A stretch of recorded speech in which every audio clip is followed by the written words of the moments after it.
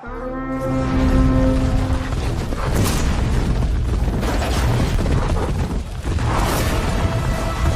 a reminder about our new giveaway. We're giving away the new iPad Pro or the new iMac Pro. The choice is yours. All you have to do is watch the full video, leave a like, comment the keyword hidden in the video, and make sure you're subscribed. It's that simple. Hello, and welcome back to Techist. In today's video, we'll be looking at 10 behind-the-scenes Black Panther secrets Marvel won't tell you. Be sure to like, share, subscribe, and ring that notification bell for more interesting videos like this one.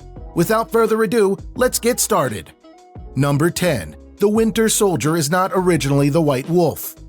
In the second post-credit screen cameo by Bucky Barnes, played by Romanian-American actor Sebastian Stan, we see three Wakanda boys refer to him as the White Wolf after they gaze upon him in curiosity. Since we've seen several movies with Bucky being known as the Winter Soldier, it may seem confusing, or perhaps you thought it simply a cool name to give to the foreign Caucasian exiled living among the Wakandans. However, there's a deeper meaning in the name. Actually, the White Wolf is a reference to an adopted son of Black Panther's father, T'Chaka.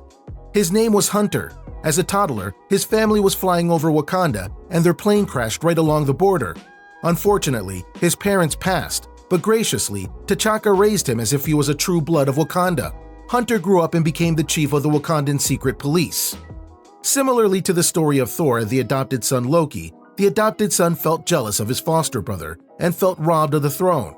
And when Black Panther, or T'Challa, took the throne, he disbanded the Secret Service because of their brutality.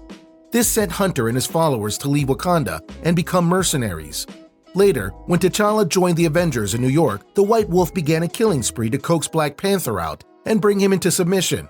Of course, T'Challa defeated Hunter, and he was forever banned from Wakanda. Number 9. Shuri originally was a Black Panther.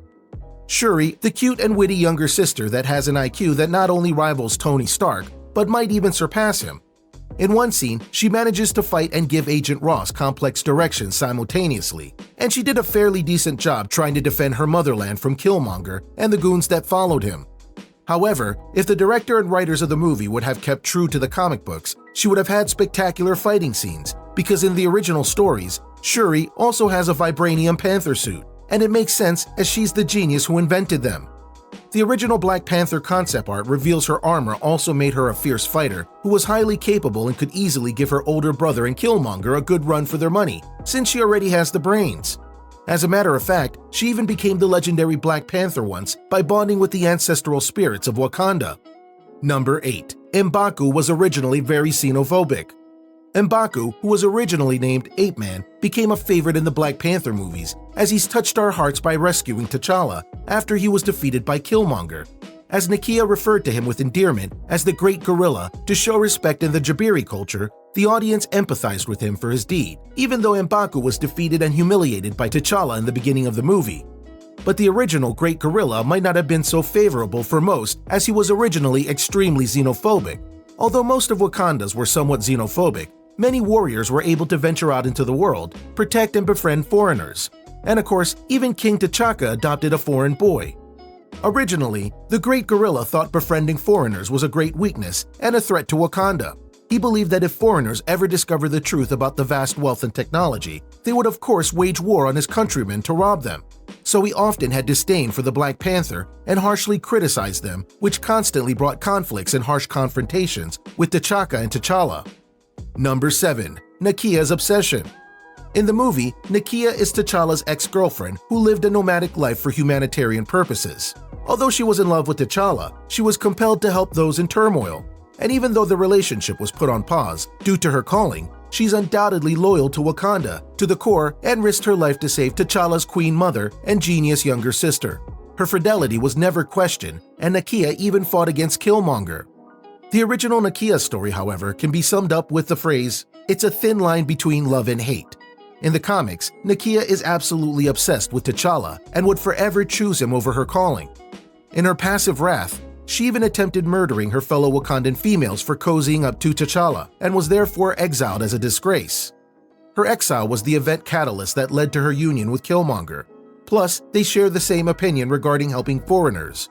One thing that did remain the same in the comic book and in the movies is that Killmonger thought it necessary to provide weapons and assistance, whereas Nakia was more inclined to avoiding death if possible, even though she was a part of the War Dogs.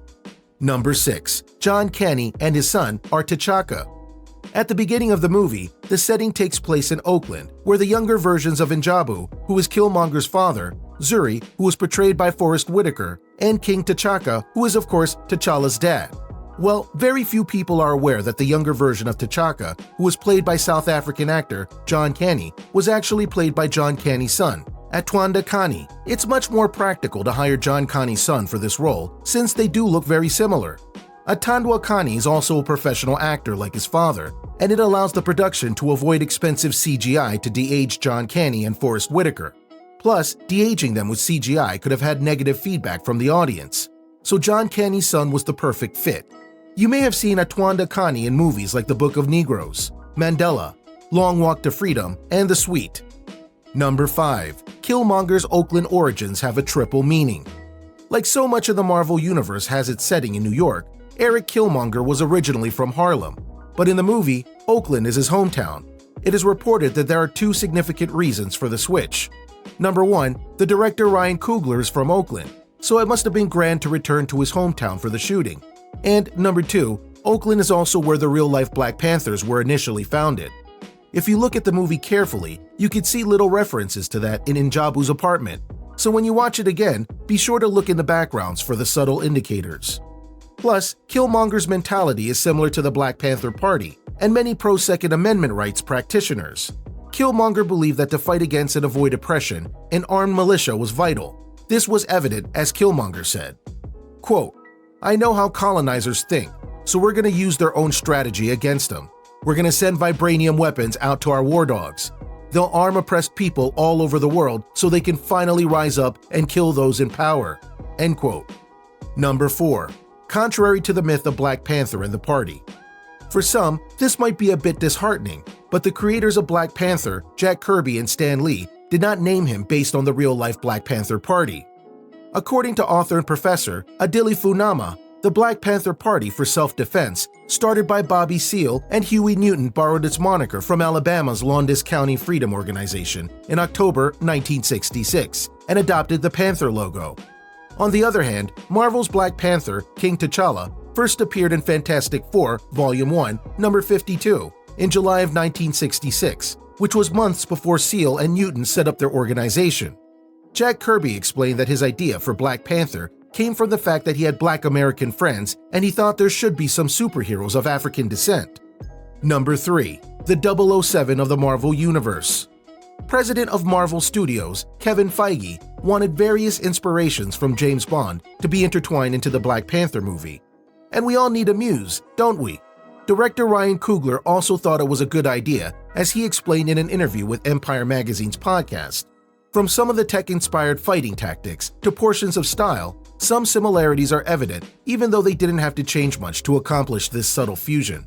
For example, Shuri, with her brilliance, resembles Bond's technology advisor and creator, Q, and CIA agent Everett Ross, played by Martin Freeman, embodies 007's CIA informant, Felix Leiter. In addition, there's also an action-packed scene at a high-class underground casino. But unlike James Bond, T'Challa is more of a one-woman man.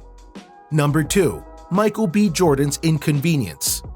We've all noticed that Michael B. Jordan has an amazing physique, and when watching the movie with your lover, you might look at her sideways for gawking too much. But with that great body came time-consuming endeavors, and we're not talking about hitting the gym. The sacrificial scars that adorn Killmonger's body took hours to put on and hours to take off. Jordan actually had to go on set before his counterparts for makeup artists to put them on. And they were quite necessary for the story, as Killmonger would scar himself to keep track of how many people he killed, hence the name Killmonger. So every day, the production team carefully placed the scars on his body, touched them up between scenes, as they of course would rub off sometimes, then take them off after the shoot. Number 1. The destruction of the War Dogs. A war dog is a highly trained and experienced soldier, and in the Marvel Universe, in the country of Wakanda, they are also highly skilled soldiers whose operation solely revolves around the protection of Wakanda. Created by King T'Challa, they mostly consist of two branches, Created by writer Christopher Priest in Black Panther Volume 3, Number 3, in 1999, the War Dogs are secret police made up of spies and assassins. Killmonger and Hunter, aka White Wolf, are assassins. Nakia was more of a spy. In the comic book, they also have vibranium armor that allows them to become invisible, run across water, and survive fatal collisions and falls. When T'Challa takes command, he disbands the War Dogs with his virtuous belief that there's no need for their brutal tactics and cruel murders. This creates a rift in the sectors and creates some teams that still love Wakanda but are willing to kill anyone, including Wakandans, in order to shape their homeland and their ideology. While other disbanded War Dogs remain loyal to T'Challa, Killmonger and Hunter White Wolf are the two main War Dogs who become ruthless, formidable villains. While Nakia is a good example of a War Dog who keeps her loyalty to Wakanda without the bloodthirst. Which unknown facts is most shocking to you and interesting for you? Before you leave your comments, like, share, subscribe, and ring the notification bell. Until next time. Just a reminder about our new giveaway. We're giving away the new iPad Pro or the new iMac Pro. The choice is yours. All you have to do is watch the full video, leave a like, comment the keyword hidden in the video, and make sure you're subscribed. It's that simple.